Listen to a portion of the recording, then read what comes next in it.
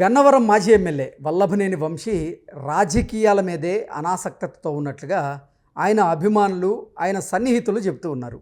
అయితే కొంతమంది వైకాపా కార్యకర్తలు నాయకులు మాత్రం రాబోయేటువంటి ఎన్నికల కోసం వైసీపీ తరపున వల్లభనేని వంశీ యాక్టివ్గా మారబోతున్నాడు అంటూ వారేమో ప్రచారం చేస్తున్నారు, ఊదరగొడుతున్నారు.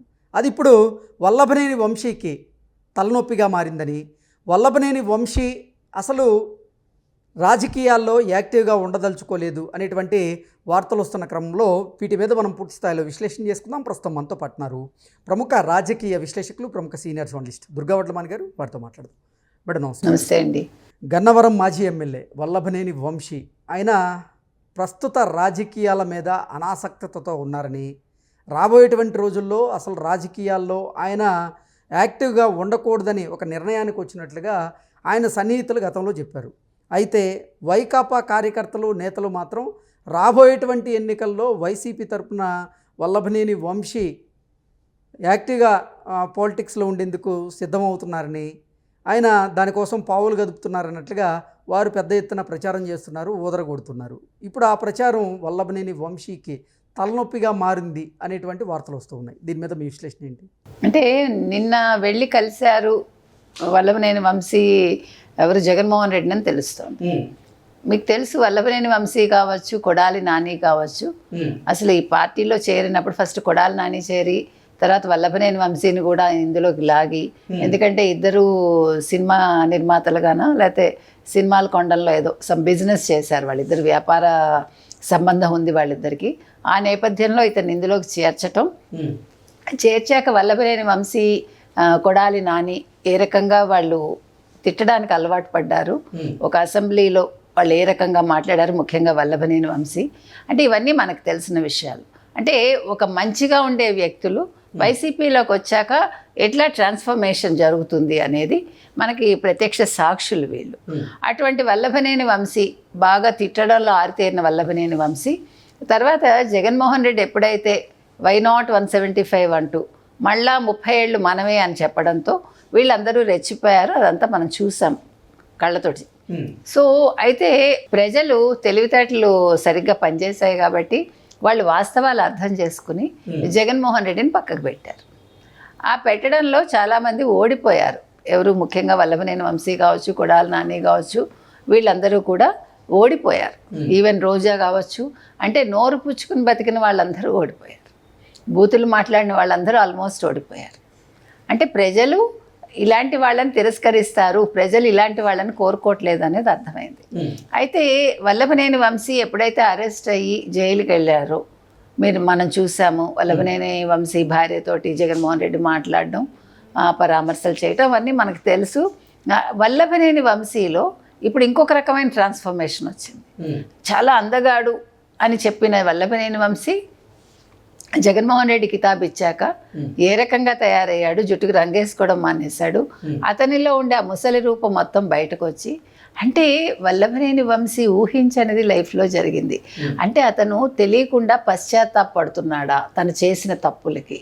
అంటే ఎలా ఉండాల్సిన జీవితం ఎలా అయిపోయింది, ఎలా ఉండేవాడిని ఎలా అయిపోయాను అనేది అతను అంటే పైకి చెప్పకపోవచ్చు కానీ మనసులో మదన పడుతున్నాడా అనేది ఇప్పుడు ప్రజల్లో ఉండే సందేహం. ఎందుకంటే ఒక మనిషి అంత కుంగిపోయాడు అంటే ఖచ్చితంగా అది తను చేసిన తప్పులకే కుంగిపోతాడు. అంటే ఇప్పుడు రియలైజేషన్ వచ్చి కూడా చేతులు కాలేక ఆకులు పట్టుకున్నట్టు అవుతుంది. కాబట్టి ఇవాళ మీరు వల్లభనేని వంశీని చూస్తే ఏంటి ఇంత ఒక 6 నెలల కాలంలో ఒక మనిషి ఇలా అయిపోతాడా అని అనుకుంటాం మనం. అంటే ఇప్పుడు అతనికి అర్థమైంది నాకు రాజకీయ భవిష్యత్తు లేదు, తర్వాత వ్యక్తిగతంగా కూడా అతను చాలా నష్టపోయాడు ఒక రకంగా. అంటే అతను చేసిన తప్పిదాలకి వాళ్ళ కుటుంబం మొత్తం కష్టపడుతుంది ఒక రకంగా. డబ్బు వేరు, మీకు డబ్బు ఉన్నా కూడా పలుకుబడి వేరు, మీకు పరువు వేరు, ఇవన్నీ వేరు కదా. సో ఇవాళ అవన్నీ పోయాయి. అందుకని మొన్న గూడూరు వెళ్ళి మా జగన్మోహన్ రెడ్డి వెంట ఉండడం అంటే ఇంకా తప్పనిసరి పరిస్థితిలో ఉన్నాడా అతను అన్యమనస్కంగా అనేది ఒకటి. రెండోది, ఇప్పుడు నాకు ఫ్యూచర్ లేనప్పుడు నేను ఇంక యాక్టివ్గా ఉండి ఏంటి ప్రయోజనం? నిన్న జగన్మోహన్ రెడ్డి కొంచెం మెత్తగా చీవాట్లు పెట్టాడు, వల్లభనేని వంశీకి కొడాలి నానికి అంటున్నారు. మీరు యాక్టివ్గా ఉండండి, పార్టీ ఇప్పటికే మూతబడిపోతోంది, పార్టీ పని అయిపోయింది అంటున్నారు, మీరు యాక్టివ్గా లేకపోతే ఎట్లాగా అనే తిట్టాడు అన్నట్టుగా కూడా వార్తలు వచ్చాయి. ఇంకొకటి ఏంటంటే మీకు చేత కాకపోతే తప్పుకోండి అన్నారని కూడా మనకు తెలుస్తోంది. సో ఈ నేపథ్యంలో ఇప్పుడు వల్లభనేని వంశీ మీరు అన్నట్టుగా అనాసక్తంగా ఉన్నాడు రాజకీయాల్లో. అంటే ఆయనకి ఇష్టం లేదు. ఇప్పుడు ప్రజలు ఎలాగా ఆయన గుర్తించరు. ఇంకా అంటే వల్లభనేని వంశీని ఇప్పుడు వైకాపా నేతలు కానీ వైకాపా అధినేత జగన్మోహన్ రెడ్డి కానీ మళ్ళీ బలవంతంగా రాజకీయాల్లోకి లాగుతున్నారా అంటే ఏం చెప్తారు? ఖచ్చితంగా. అంటే ఇప్పుడు జగన్మోహన్ రెడ్డికి తన అన్న వాళ్ళు లేరండి.